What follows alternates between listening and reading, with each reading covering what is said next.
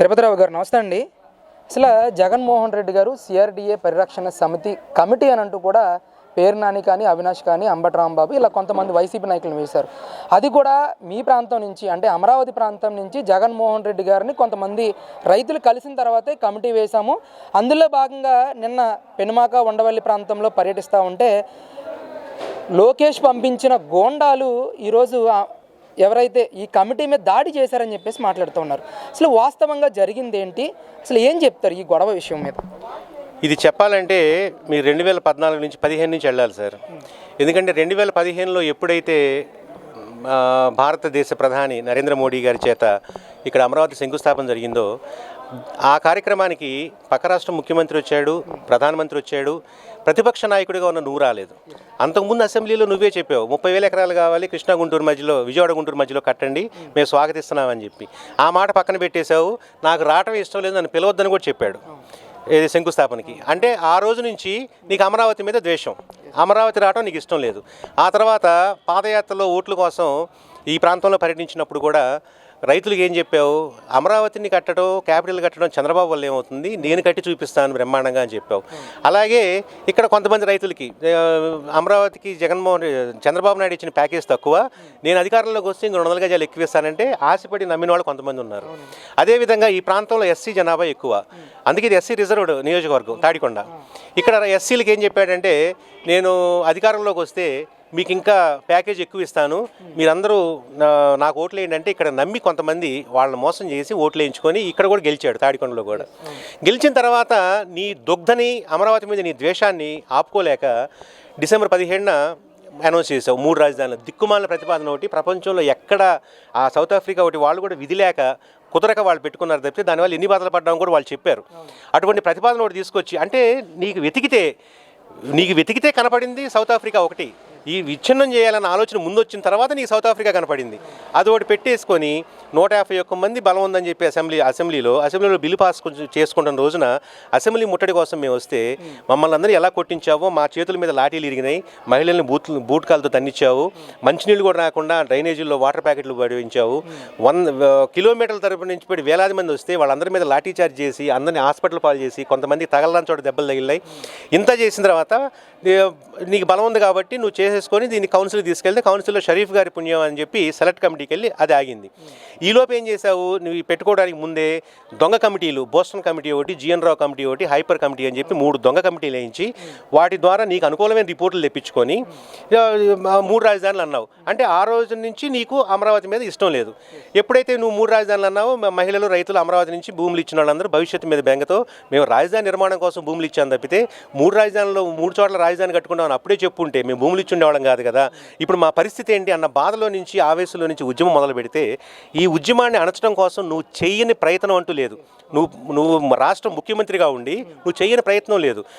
తన్నిచ్చావా, కొట్టించావా, లేదంటే భోజనాలు చేయనీయకుండా ఇసుక మట్టి పోపిచ్చావా, రకరకాల కేసులు పెట్టించావా, ఇప్పటికీ కొంతమంది కేసులు తిరుగుతూ ఉన్నారు. ఇన్ని 100 మంది మీద 100లాది కేసులు పెట్టించి తన్నిచ్చి కొట్టించి ఏ అవసరం అండి?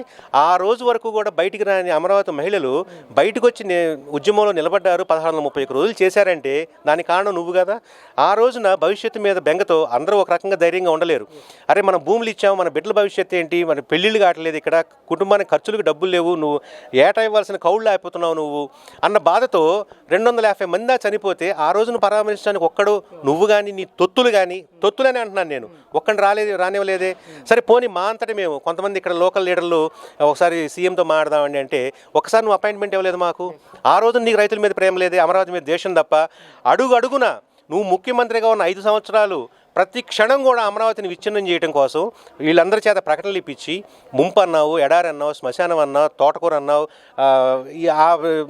ఐఐటి మెడ్రాస్ వాళ్ళు రిపోర్ట్ ఇచ్చారన్నావు, దొంగ రిపోర్టులు తీసుకొచ్చావు, రకరకాల చేసి ఇంకా మేము న్యాయ పోరాటం కోసం కొన్ని కోట్లు ఖర్చు పెడితే నువ్వు ప్రజల సొమ్ముని పెట్టి మా మీద వ్యతిరేకంగా కోర్టులో కేసులు వేయించి హైకోర్టు నుంచి సుప్రీంకోర్టు దాకా నువ్వు వేసిన స్పెషల్ లీవ్ పిటిషన్ వికెట్ చేయించుకోవడం కోసం రైతులు మా 3 కోట్లు ఖర్చు అయింది, నమ్మగలరా మీరు? ఇందు చేసి రైతుల్ని ప్రతి క్షణం ప్రతి నిమిషం క్షోభ పెట్టి నువ్వు ఈ రోజున రైతుల మీద ప్రేమతో వచ్చానంటే ఎవరు నమ్ముతారు? సరే ఇంత చేసావు, ప్రజల అదృష్టమో నీ దురదృష్టమో ఓడిపోయావు. నేను ఇక్కడ రాజకీయాల గురించి మాట్లాడట్లా, అమరావతి గురించి మాట్లాడుతున్నా. అమరావతి అదృష్టమో తిరిగి మళ్ళీ ఎన్డీఏ రూలింగ్లోకి వచ్చింది. వచ్చిన తర్వాత అంతకుముందు నువ్వు చేసిన ఏదో పనుల వల్ల ఎక్కడ అసలు ఈ అమరావతి చట్టబద్ధత లేకుండా వేరే చోట మళ్ళీ రేపు నీలాంటి దరిద్రుడు ఇంకెవడన్నా వస్తే పొరపాటున మళ్ళీ వాడేం చేస్తాడన్న ఉద్దేశంతో పార్లమెంట్లో చట్టం తీసుకొస్తున్న రోజునే, అమరావతికి చట్టబద్ధత కల్పించే రోజునే కావాలని బెంగళూరు నుంచి వచ్చి తాడేపల్లిలో ప్రెస్ మీట్ పెట్టావు. ప్రెస్ మీట్ పెట్టి కొత్తగా మావిగనని తీసుకొచ్చావు. అంటే నీకు అమరావతి అంటే అప్పుడు ఇష్టం లేదు, ఇప్పుడు ఇష్టం లేదు, ఆ స్టాండ్ మీదే ఉండు. మేమేం కాదంటలా, నిన్ను వచ్చి అమరావతి సంఘీభావం తెలపని మేము అంటలా. మా పాటలు మేము పడతాం, మేము భూములు ఇచ్చున్నాం. ఈ అమరావతి నిర్మాణం ఎలా చేయించుకోవాలో మాకు తెలుసు. నీకు ఇష్టం లేదు, నువ్వు పక్కన కూర్చో. మావిగన్ అన్న పోయి మాచర్లలో, మచిలీపట్నంలో, విజయవాడలో, గుంటూరులో తిరుగు. నువ్వు నీ మావిగన్ కోసం నువ్వు కృషి చేసుకో, కాదంటలా.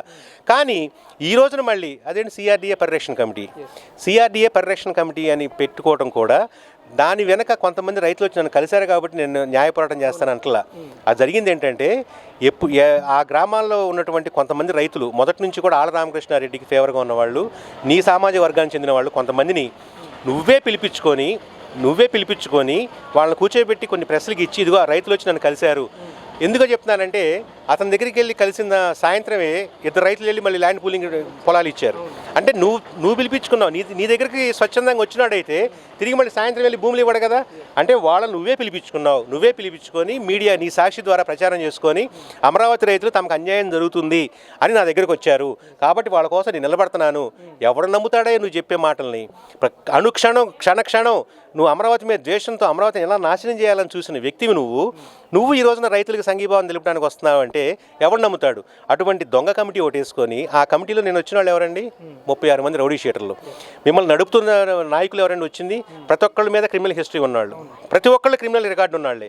వాళ్ళందరినీ క్రిమినల్స్ అందరినీ అమరావతికి పంపి నువ్వు ఇక్కడ తెలుగుదేశం గూండాలు రౌడీలు చేయించారంటావు. నేను వచ్చినాను తెలుగుదేశం, ఇప్పుడు నేనున్నాను, నేనే మాట్లాడుతున్నాను.